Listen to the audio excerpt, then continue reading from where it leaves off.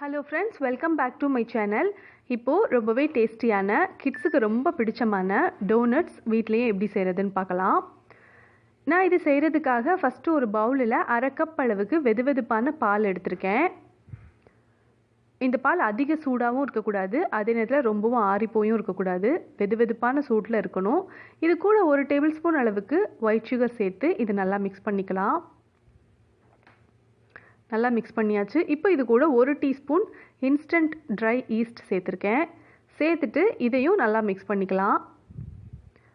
நம்ம இந்த டோனட்ஸுக்கு எக் சேர்க்க போகிறது இல்லைங்க, எக்லெஸ் டோனட் தான் இது. ஆனால் ரொம்ப சாஃப்டாக டேஸ்ட்டாக இருக்கும்.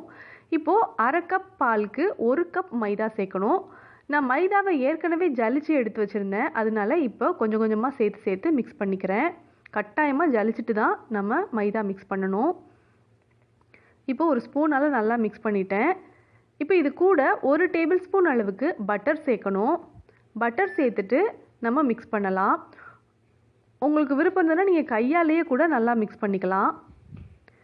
ஃபஸ்ட் நான் ஸ்பூனால் மிக்ஸ் பண்ணிவிட்டு அதுக்கப்புறமா கையால் மிக்ஸ் பண்ண போகிறேன்.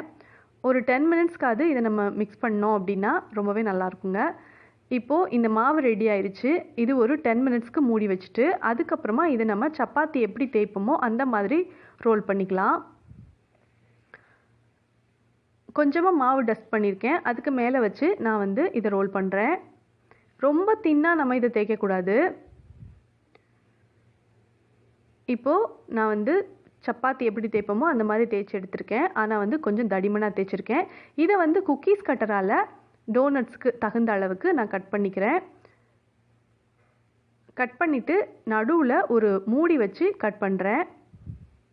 இதே மாதிரியே எல்லா டோனட்ஸ்க்கும் நம்ம கட் பண்ணி எடுத்து வச்சுக்கணும்.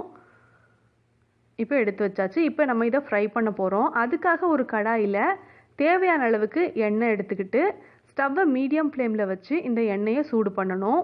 எண்ணெய் சூடானதுக்கப்புறம் நம்ம ஒரு டோனட்டாக இதில் எடுத்து ஃப்ரை பண்ணிக்கலாம். ஒரு பக்கம் கோல்டன் கலரில் ஃப்ரை ஆனதும் இதை திருப்பி விடணும். இப்போ திருப்பி விட்டுடலாம். திருப்பி விட்டாச்சு.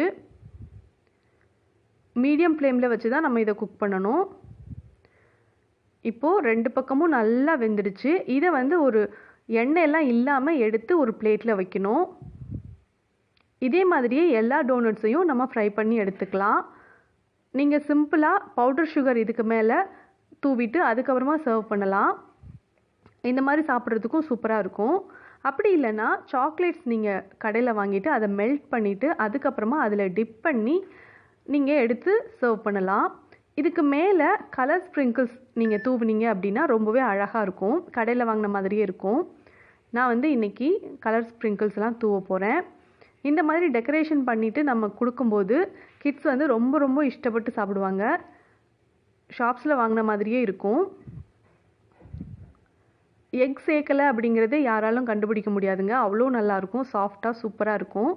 ட்ரை பண்ணி பாருங்கள். இந்த ரெசிபியை நீங்கள் செஞ்சு பார்த்துட்டு இது எப்படி இருந்தது அப்படின்னு உங்களோட கமெண்ட்ஸை எனக்கு மறக்காமல் போஸ்ட் பண்ணுங்கள். இந்த ரெசிபி உங்களுக்கு பிடிச்சிருந்ததுன்னா ரேவாஸ் குக்கிங் ரெசிபீஸை சப்ஸ்கிரைப் பண்ணிவிட்டு அப்படி பக்கத்தில் இருக்க பெல் ஐக்கானையும் கிளிக் பண்ணிடுங்க. உங்களுக்கு விருப்பமான பொருட்களை வச்சு நீங்கள் டெக்கரேஷன் பண்ணி அதுக்கப்புறமா சர்வ் பண்ணுங்கள். தேங்க்ஸ் ஃபார் வாட்சிங். Thanks for watching.